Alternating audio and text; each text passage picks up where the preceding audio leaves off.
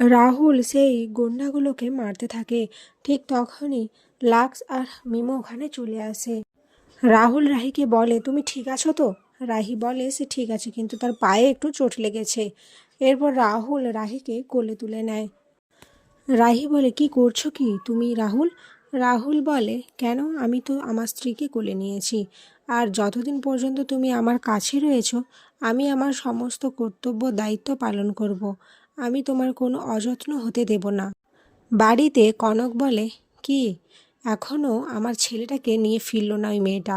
আর আমার ছেলেটাকেও বলিহারি, ও তো এই বাড়ির নিয়মকানুন সব কিছুই জানে, তারপরেও এই মেয়েটার হয়েই কথা বলবে।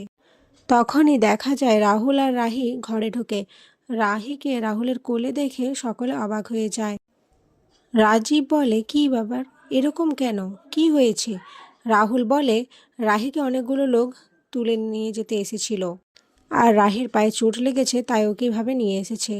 জিয়া বলে, তুই এসবের মধ্যে কেন জড়াতে গেলি রাহুল? পুলিশকে তো জানালে পারতি।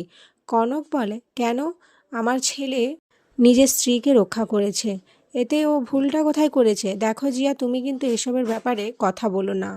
রাহি অবাক হয়ে কনকের কথা শোনে। এরপর ঘরে এলে রাহুল রাহির পায়ে মলম লাগাতে গেলে রাহি বলে, এটা তুমি কি করছো? তুমি না আমার গুরুজন? রাহুল হাসতে থাকে।